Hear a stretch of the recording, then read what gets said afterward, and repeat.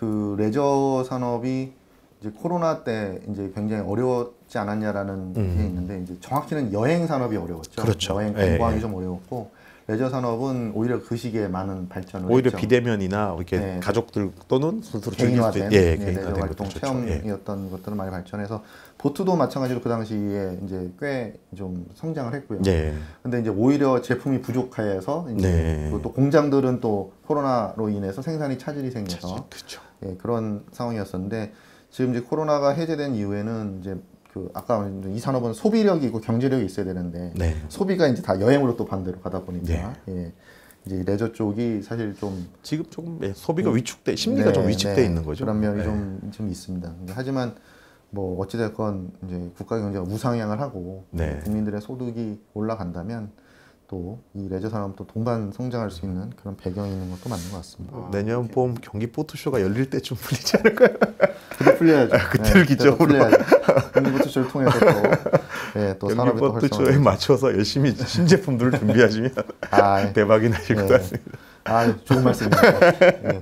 또 우리나라 또 경제 구조는 이제 수출을 해서 전 세계로 또 제품을 내보내야 이제 또 뭐 일자리나 경제 효과도 크고 또 제품의 꾸준한 R&D가 또 이루어질 수 있잖아요.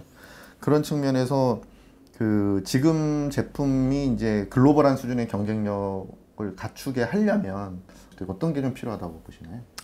정부에서는 사실 캠핑카, 자동차, 레저용 자동차, 캠핑카를 위한 자동차법 개정이나 여러 가지 가스 관련된 산업안전법 개정이나 이런 것들이 많이 이루어졌었어요. 그래서 그 덕분에 산업이 좀 도움이 많이 받아서 갈 수 있고 또 이제는 이제 인프라 관련된 쪽으로 스토리지 보관이나 주차 문제를 요즘 계속 뉴스에 주차 문제들이 나오잖아요. 사실은 일반 즐기지 않으시는 분들 입장에서 굉장히 안 좋은 눈으로 보실 수 있는 상황이긴 한데 사실은 갖고 계신 분들은 돈을 내고 내가 세우고 싶어도 세울 데가 없다는 게 문제인 거거든요. 그런 문제들을 좀 풀어주셨으면 좋겠다. 그건 정부가 해주실 수 있는 문제들이니까 그것과 다양한 캠핑카 전용 캠핑장이라든가 캠핑그라운드가 이런 것들도 좀 많아져야 되는 부분들도 있고요.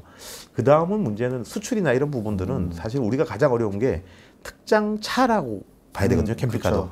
차를 직접 저희가 만드는 건 아니니까 국내에는 다행히 현대나 기아자동차라는 세계적인 회사가 또 있고 이 회사들이 저희 같은 작은 회사들 쪽으로 플랫폼 형태로 차를 풀어주시면 플랫폼을 제공해주면 거기에는 저희가 얼마든지 많은 차량들, 다양한 차량들을 만들어낼 수 있으니까 그렇게 좀 같이 갔으면 좋겠다는 생각입니다. 좋은 얘기신 것 같은데 이제 아까 저 사실 그 인프라에 대한 얘기도 굉장히 중요한 얘기라고 여겨져요. 이제 보관에 대한 거잖아요. 이제 보트나 이제 요트에 대한 그 보관이 이제 원활하게 되려면 좀 전용 소위 보관소가 있어야 되는 거죠. 보트들은 그래도 많이 생기고 있지 않나요? 계류장. 그렇죠. 요즘에 많이 생기고 있기는 한데 좀 전용이라 하기엔 조금 아쉬운 점이 있죠. 드라이스택 같은 한 곳에 직접 가서 모을 수가 있고 그걸 모으게 되면 거기에 관련된 여러 서비스들이 또 이루어질 수가 있는 구조인데 아직 그 단계까지는 우리는 좀 나아지 못한 상황이고 그거를 전용 소위 캠핑 카라반용 주차 공간 또 보관소 또 보트도 전용 그런 보관소가 있어야 이제 일반인들에게 피해도 안 주면서 또 이제 그 안에서 이런 여러 서비스 왜냐하면 그것도 똑같이 정비와 관리를 해야 되지 않습니까? 이제 그게 또 그것도 또 다른 이제 어떤 일자리나 또 이제 이게 되기 때문에 그와 연계가 될 것 같습니다. 그럼 R&D 쪽으로는 딱히 어떤 저건 필요 없나요? R&D 지원도 많이 필요하죠, 사실. 지금은 아까 말씀드린 파츠나 부품들이 유럽이나 이쪽에서 캠핑카를 만들기 좋은 건 특히 미국 같은 경우에 가격을 굉장히 저렴하게 만들 수 있는 이유는 부품들이 표준화돼 있고 잘 돼 있더라고요. 쉐어해서 같이 씁니다. 파츠들이 그 정도 수량이 되니까 개발해서 나오고 있는데 국내는 그렇지 못하다 보니 유럽 제품을 사다 써야 하고 중국 제품을 사다 써야 되는 상황들이고 근데 한 가지 한국은 또 IT 강국이잖아요. 유럽이나 미국이 그런 쪽을 잘 못하는 부분들, IoT나 IT 쪽, 그 컨트롤러 쪽들은 지금 개발을 하는 업체들도 있고 그걸 가지고 해외로 나가는 업체들도 있거든요. 근데 저희는 국내에 또 좋은 LG도 있고 삼성 SDI도 있고 LG도 있어서 배터리 셀을 리튬 이온 배터리들 국내에서 잘 만들잖아요. 그거를 저희는 쓸 수가 없어요. 사실 대량 구매가 아니면 물량이 안 되면 주질 않아요. 그래서 그런 게 좀 오픈이 되면 저희도 리튬 이온 배터리라든가 이걸 활용해서 뭐 ESS라든가 여러 가지 우리 캠핑카에서 쓸 수 있는 배터리 시스템들을 만들 수 지금은 셀들 다 중국 거 사다가 씁니다.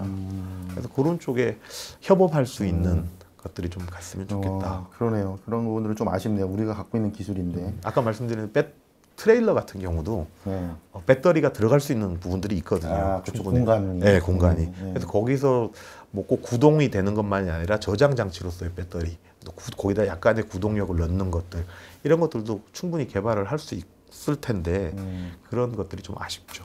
이게 선진국들이 이 산업을 수십 년 해오긴 했는데 근데 그게 상당히 언더밴드 아날로그죠. 그렇죠. 디지털이 아니거든요. 근데 우린 디지털이잖아요. 그렇죠. 그러니까 여러 가지 디지털 기술을 접목을 하려고 하면 반드시 그 배터리 전기를 써야 하니까 그렇죠. 그게 결합이 되어야 하고 그런 측면에서 한국이 이 배터리 셀을 갖고 있다는 것이 그걸 응용할 수 있는 기회가 있다고 외국은 오히려 많이 얘기를 해요. 그렇죠. 근데 오히려 이제 우리나라에서 이렇게 좀 분위기에서 좀 아쉬운데. 근데 이게 좀 개방이 되고 이거를 응용할 수 있는 기술들이 나오면 이제 이거를 뭐 당연히 아까 부품 표준화가 되면 사실 컨트롤러 같은 경우에는 보트나 요트도 똑같이 다 있단 말이에요. 그렇게 양쪽에서 쓰일 수 있지 않을까. 또 생각이 또 드네요.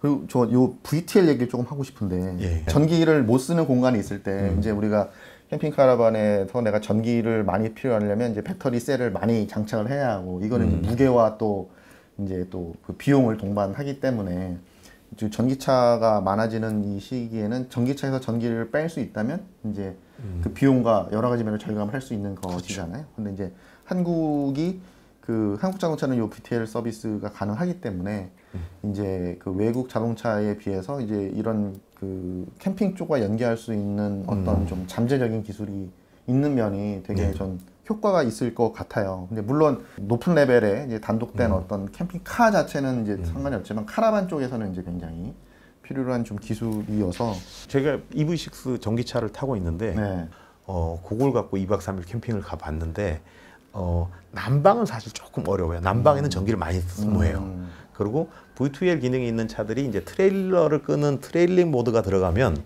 회생 제동이 안 돼요. 트레일러 모드에서는. 그러면 회생 제동이 안 되면 주행 가는 거리가 급격히 짧아져요. 그래서 한 30-40%가 감소돼요.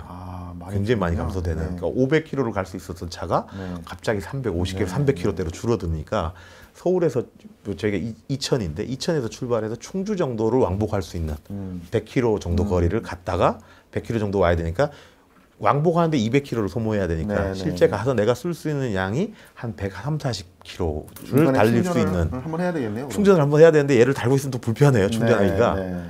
그래서 거기 맞춰서 캠핑을 해봤는데 히터만 안 켜면 충분한가요? 충분해요. 2박 3일도 뭐 여유롭게 이 안에 뭐 등 켜고 뭐 이런 게 라디오 듣고 이런 거는 별로 전기 쓸 게 없으니까 내가 다음에 난방을 그걸로 돌리면 근데 그 차는 또 가스 난방이 있어서 가스를 돌리면 뭐 2박 3일도 충분히 쓰고 에어컨은 그렇게 많이 또 안 먹어요. 그래서 그런 거 정도로 쓰신다면 편도 100km에서 150km 정도는 갔다 올 수 있는 캠핑하고 올 수 있는 1박 2일 정도는 뭐 정말 충분하겠네요.